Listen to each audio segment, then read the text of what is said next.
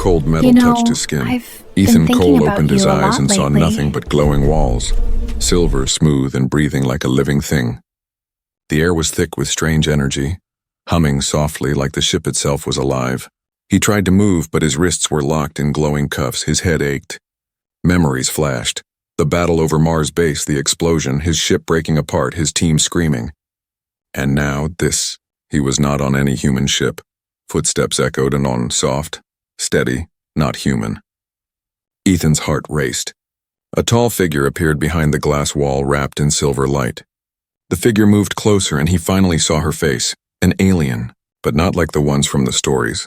She was beautiful and terrifying, tall, elegant, skin that shimmered like starlight, eyes deep violet with tiny moving galaxies inside. A crown of light hovered over her head. She was no soldier. She was a ruler. The guards bowed to her as she entered. "Your Majesty," one of them said. "The human is awake." She raised a hand and the guard went silent. Her voice was soft but powerful. "So, this is the last human who fought us?" Ethan's voice shook. "Who are you?" She stepped closer until the energy wall between them glowed brighter. "I am Queen Seraphia of the Valari Empire," she said. "You are a prisoner of war." Ethan pulled against his cuffs.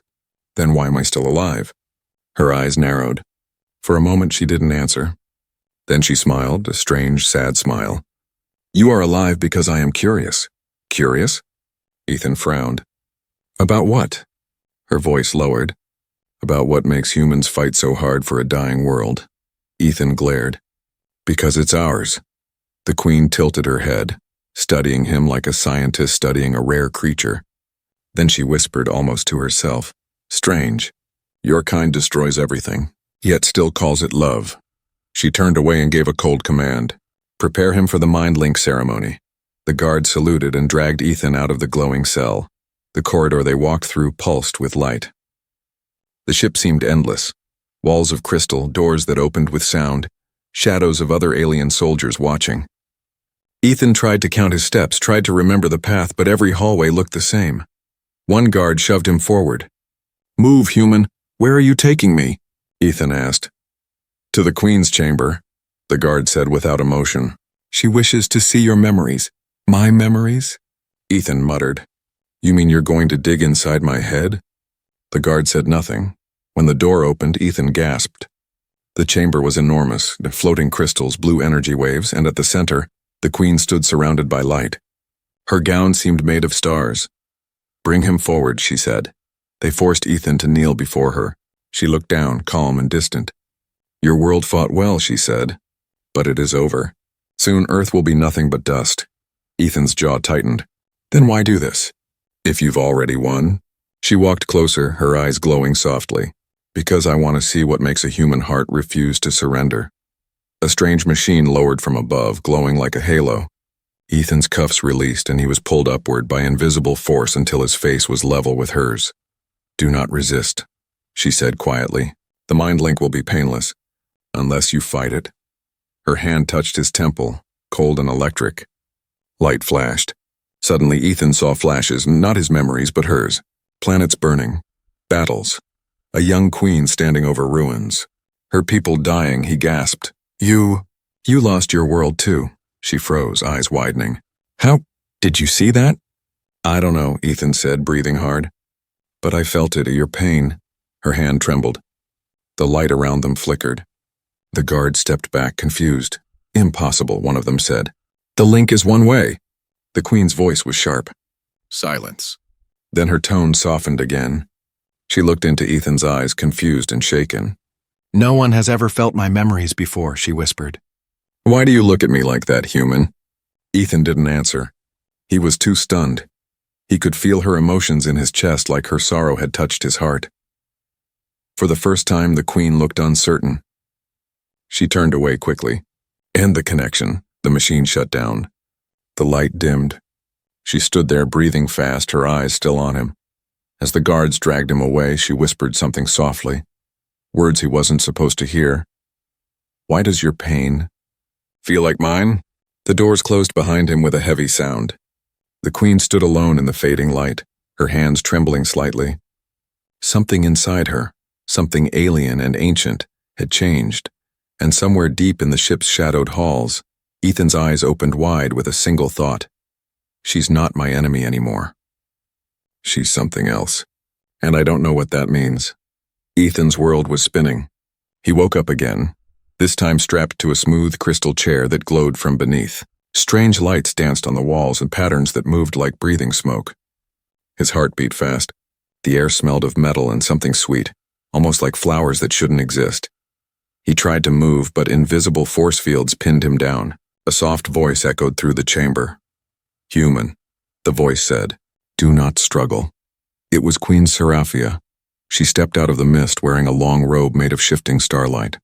Her face was calm, almost too calm, but her eyes were different this time.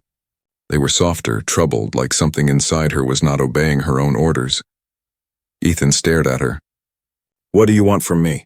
"I want to understand," she said simply. "Your people fight like they have nothing left to lose. You destroy your own worlds, yet cry when they fall. I must know why." "You wouldn't understand," Ethan said bitterly. "You're not human." Seraphia walked closer, her steps soundless. "That is exactly why I must know." With a motion of her hand, the air shimmered. A silver crown-like device floated above Ethan's head, the same kind of machine she had used before. But now it was larger, pulsing with a heartbeat rhythm. "This is the ceremony of the mind," she said. "Once begun, it cannot be undone. Our minds will touch completely. I will see everything inside you." Ethan clenched his jaw. "And what do I get?" She paused. "You will live, if your mind survives the merge." The guards looked uneasy. Even they seemed afraid of what was about to happen. One of them whispered, "Your Majesty, it's forbidden to link with a human." "The balance." "Silence," she said, her tone sharp. "Begin," the machine lowered. Light wrapped around Ethan's head, warm at first, then hot, burning through his thoughts. Images flashed before his eyes. His childhood on Earth. His mother's voice, the smell of rain. His first flight into space. His team laughing before the battle. He gasped, but suddenly he wasn't alone in those memories. The Queen was there, standing in his old home, touching the walls, feeling the wind from his memories. Her eyes widened. "So this is Earth," she whispered. "It's beautiful." Her voice trembled like she didn't want to admit it. Ethan blinked, confused. "You can feel it?" "Yes." She looked around, her hand brushing against his memory of a tree. "Warm, alive, everything here feels." Then the light shifted again, the scene turned dark. The sound of explosions echoed. Ethan's memory of the battle appeared, ships falling, soldiers dying. Seraphia flinched as if the pain was her own. "Stop," she whispered. "I don't want to," but she couldn't stop it. Their minds were one now. She saw everything, the loss, the fear, the courage. Every scream, every heartbeat. She clutched her chest. "Your pain, it burns," she said. "How do you carry so much sorrow and still stand?" Ethan met her eyes. "Because if we give up, we lose everything." The light turned brighter, almost blinding. Suddenly, Ethan felt something else. Not his memories, but hers. He saw her world, Valara. Shining cities of crystal under twin suns. Then destruction, human ships raining fire, her people screaming. Seraphia, young and afraid, standing over her mother's broken crown. He gasped. We did that?" Her eyes filled with light and anger. "Your kind burned our sky. You took everything from us." The chamber shook. The machine sparked. Guards shouted. The link was becoming unstable. "Break the connection," one yelled. Seraphia's hand rose. "No!" Her voice echoed through the chamber like thunder. He must see. He must know what he is. The machine exploded with light. Both of them screamed. Then silence. The room was filled with floating particles of blue energy. Ethan's restraints vanished. He fell forward, breathing hard. The Queen knelt beside him, her hands trembling. She whispered softly, "No one has ever survived the mind link with me before." Ethan looked at her, weak but alive. "Guess I'm not like other humans." For the first time, the Queen smiled. Small, confused, almost human. Perhaps not. But then she looked away quickly, hiding her face behind her glowing hair. "Do not mistake this for mercy, human. You are still my prisoner." Ethan smirked slightly. "Sure. Whatever helps you sleep, Your Majesty." She turned back sharply, eyes blazing. "Do not test me!" But her voice shook. She took a deep breath and said quietly, "Your memories, they won't leave me. I feel your sadness inside me. It should disgust me, yet it doesn't." Ethan stared at her, unsure if he was dreaming.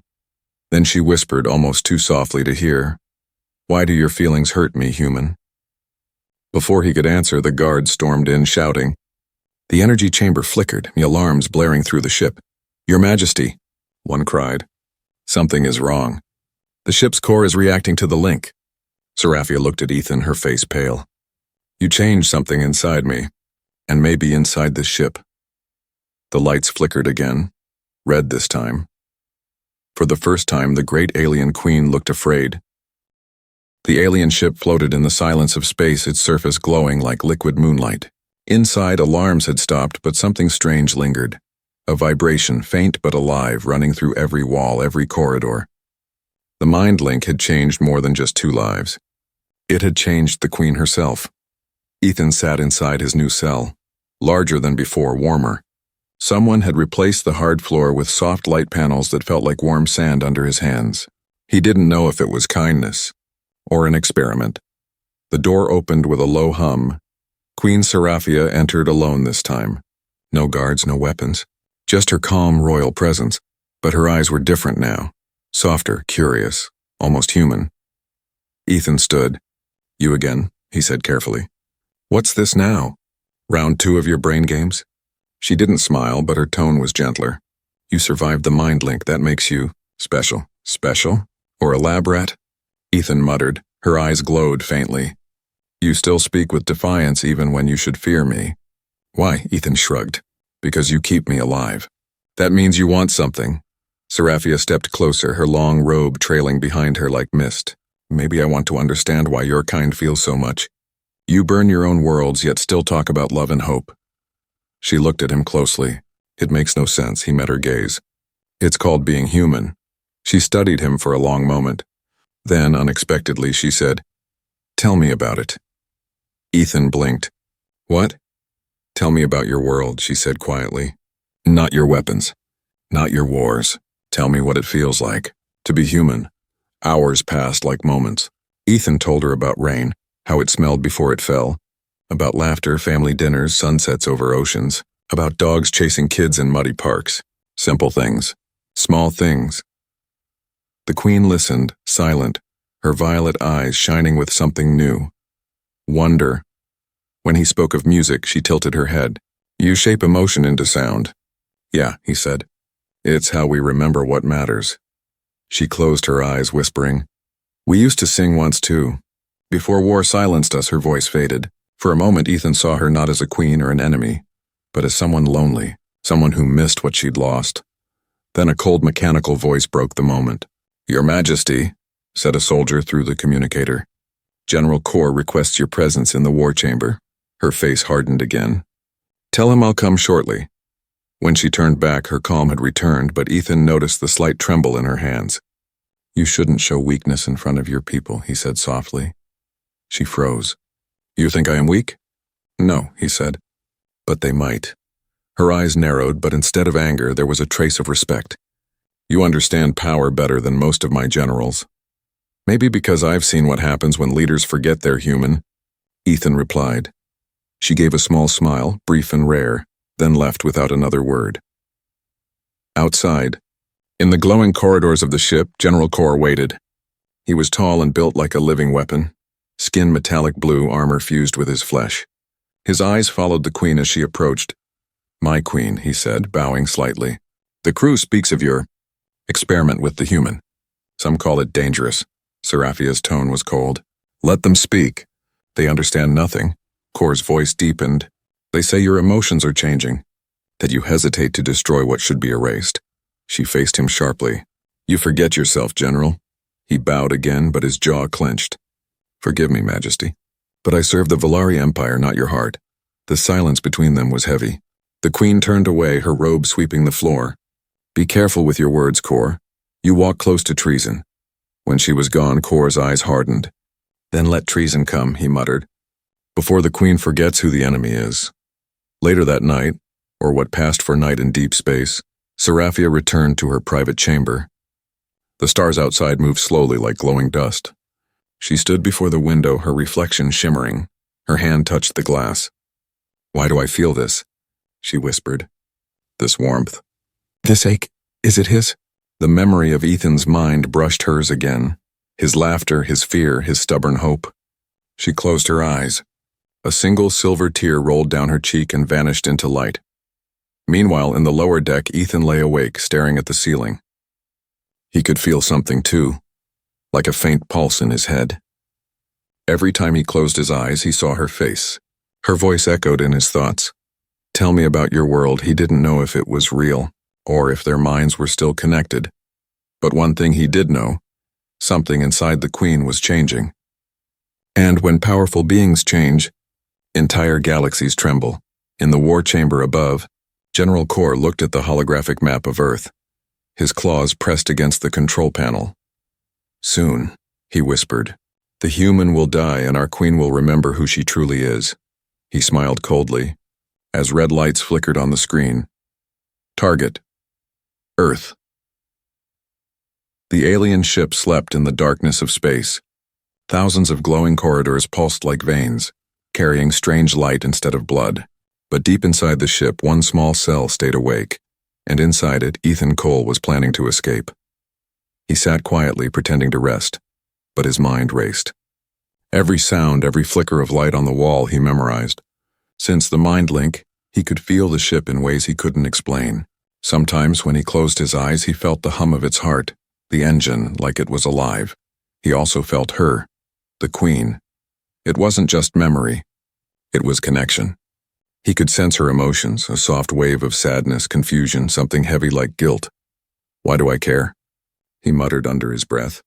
"She's the one who locked me up." Suddenly, a quiet voice broke the silence. "Human." Ethan turned. A small figure appeared at the edge of the light. Thin, gray-skinned, with bright yellow eyes and shaking hands. It was a Valari servant wearing a dull metal collar. "Who are you?" Ethan whispered.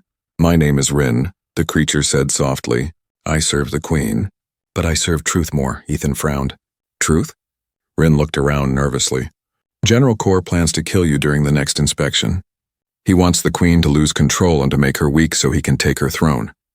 Ethan stood, his pulse racing. "Then help me get out of here." Rin nodded quickly. "Follow me," quietly. They slipped into the corridors. The lights were dim, the air cold. Every few steps, Rin stopped to listen for guards. Ethan followed carefully, keeping his breathing low. The ship seemed endless. Long bridges over pools of glowing liquid, rooms full of strange crystals humming softly. It didn't look like a machine anymore. It looked like something that grew. As they passed one open chamber, Ethan froze. Inside, through a transparent wall, he saw Seraphia standing alone. She wasn't wearing her royal armor. Just a simple robe. Her hands rested on a floating crystal, and her voice was trembling. "I can't do this," she whispered to herself. "Why can't I erase his memory? Why do I see his world every time I close my eyes?" Rin grabbed Ethan's arm. "We must go," but Ethan didn't move. His eyes stayed fixed on her. There was pain in her face, real pain. Not the kind of cold cruelty she had shown before. "She's crying," Ethan said softly. The Queen's voice cracked again. "Why do I care for a species that killed my mother?" Ethan's chest tightened. He had seen that memory. Her mother falling, her world burning. Now he understood. She wasn't a monster. She was broken by war just like him. "Come," Rin hissed. "Kor's guards are coming." Ethan finally turned and followed, but his mind burned with confusion. They reached the docking bay in a massive hall with curved doors that opened to the blackness of space. Small ships slept in rows like silver insects. Rin hurried to a console and began typing fast. "Hurry," Ethan said. "They'll be here any—" A deep voice cut through the air. "Going somewhere, human?" General Kor stepped from the shadows, flanked by armored guards. His eyes glowed red. Rin froze. "No." "How did you—" "I have spies everywhere," Kor growled. "Did you think you could steal the Queen's pet?" Ethan clenched his fists. "She's not your Queen anymore, is she?" Kor smiled darkly. "She's become weak. But I will fix that. I'll kill you in front of her and remind her what it means to be Valari." He raised his weapon, a spear made of light. But before he could strike, the air shook. A powerful wave of energy hit the room. Lights exploded. Doors slammed shut. A familiar voice echoed through the chamber, cold and furious. Enough. Queen Seraphia appeared at the entrance, her eyes burning bright violet. You dare disobey me, Kor? Kor pointed his spear at Ethan. You've fallen, my queen. You protect the enemy. You betray our blood. Seraphia stepped between them, spreading her arms. Stand down, Kor laughed. Then you will fall with him. He lunged forward. The spear hit her chest, but instead of piercing, it burst in sparks of blue light. Seraphia's power surged outward like a storm. Kor was thrown across the room. The guards retreated, terrified. The queen's voice thundered, shaking the walls. If any of you touch him again, I will erase you from existence. She turned to Ethan, her breathing heavy. You fool. You should have escaped while you could. Ethan stared at her, speechless. You saved me. Her eyes softened just for a moment. Don't mistake this for kindness, human. I saved you. Because I had to. She turned away, her voice trembling now. If I didn't, I would lose myself. As she walked off, Ethan caught her whisper, barely a breath, almost lost in the hum of the ship. Stop looking at me like that, human. Or I'll forget who the enemy is. Later, in the queen's private chamber, Seraphia stood before the mirror of light, touching the faint burn on her chest where Kor's weapon had struck. Her reflection flickered. For a moment she saw herself not as a queen, but as something fragile. The mind link pulsed again inside her head. Ethan's emotions, faint but real, courage, confusion, hope. And somewhere deep inside, she felt something she'd never known before. Fear. Not of him, but of what she was becoming. The ship moved quietly through the black sea of stars. But inside, everything was changing. The soldiers whispered. The engines pulsed slower. And somewhere deep in the queen's chamber, a secret waited to be told. Ethan stood near the observation window, staring at the endless dark. He wasn't sure how many days had passed since the fight with General Kor. His body had healed, but his mind hadn't. Every time he closed his eyes, he saw the queen standing in front of him, protecting him, and heard her voice trembling. I'll forget who the enemy is. Why would she risk everything for him? The door opened with a soft hiss. He didn't turn around. He already knew who it was. Her presence filled the room like quiet thunder. Still looking at the stars, human? Queen Seraphia's voice was calm but tired. Do you think they will guide you home? Ethan gave a small smile. Maybe. Or maybe I just like knowing they're out there. They don't judge anyone. Seraphia stepped beside him, her glowing eyes reflecting the stars. For a moment she didn't speak. Then she said quietly, You want to know why I saved you? He looked at her. I think I already know. No, she said softly. You only feel what I feel. You don't know the truth. She walked slowly to the center of the chamber. The walls around them dimmed and a bright sphere of light appeared in front of her. A memory crystal. Watch. Ethan watched as the light formed images. Cities made of crystal. Oceans that glowed silver under twin suns. Tall spires reaching into the sky. It was beautiful. My world, she said. Valara Prime, it was alive once. We didn't need war. We sang to our stars. We built peace. The image shifted. Fire, explosions. Human ships raining down destruction. Screams echoed through the hall. A young Seraphia fell to her knees beside a fallen woman, her mother wearing a broken crown. She died protecting our world, Seraphia whispered. And I took her crown with blood on my hands. When I became queen, I promised never to forgive humanity. She turned to Ethan, her eyes full of pain. That's why we invaded your colonies. Not for conquest, but for revenge. Ethan's chest felt heavy. We didn't know. The people who did that, they were soldiers, politicians, not everyone. I know that now, she said. Because of you. The link showed me your people, your laughter, your love, your weakness. Her voice softened, trembling slightly. It showed me that not all humans are monsters. The silence between them was deep, almost fragile. Then Ethan said quietly, And what about now? What are you going to do with me? I don't know, she admitted. Part of me wants to set you free. The other part wants to keep you here forever. Her eyes met his, and something unspoken passed between them. Warmth, confusion, something dangerously close to affection. Before Ethan could answer, the ship's alarm blared. Red light flooded the room. A soldier's voice shouted through the comms, Your Majesty! The War Council demands you surrender command. Kor's fleet is approaching. They claim you've betrayed Valara. Seraphia's face turned cold. He's moved faster than I expected. Ethan grabbed her arm. He's coming for you. You have to stop him before. She pulled away. No, Ethan, he's coming for you. You're the symbol of my weakness. Killing you gives him power. Ethan frowned. Then let me help you fight. Her eyes flashed. You can't. My people will never follow a human. Then they'll follow you, he said firmly. But not if you hide the truth. Tell them what really happened. Tell them why this war began. Her lips trembled. They will never forgive me. Then let them hate you, he said. But don't let them destroy you. For a long moment she said nothing. Then slowly she walked toward him, close enough for him to feel the energy that always surrounded her. Her voice was almost a whisper. You speak like a soldier, but you feel like something else. She reached out, brushing her fingers against his hand. The contact sent a surge of warmth through both of them, the mind link awakening again, flickering with memories and emotions. Ethan felt her fear, her loneliness, her longing to be free of her own throne, and she felt his, the ache of losing his team, the hope that maybe peace wasn't impossible. The lights flickered. Outside, the sound of engines grew louder. Kor's fleet had arrived. Seraphia looked at him, her voice breaking. I can't stop thinking about you, Ethan. That is my weakness.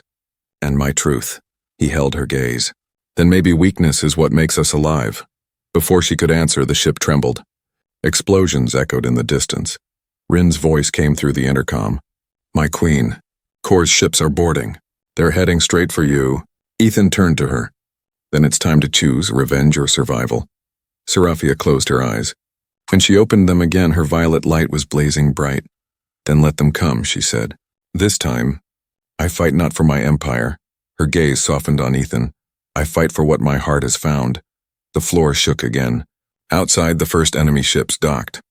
The war for the Queen's soul had just begun. The silence before battle was heavier than any sound. The great ship Valara's Wrath floated like a wounded beast in space, its glowing armor flickering red from the damage. Outside, hundreds of enemy ships, Kor's fleet, circled like vultures preparing to strike. Inside, Queen Seraphia stood in the war chamber, her crown dim, her heart divided. Ethan stood beside her, watching the holographic map of the fleet. Red dots filled the screen, too many to count.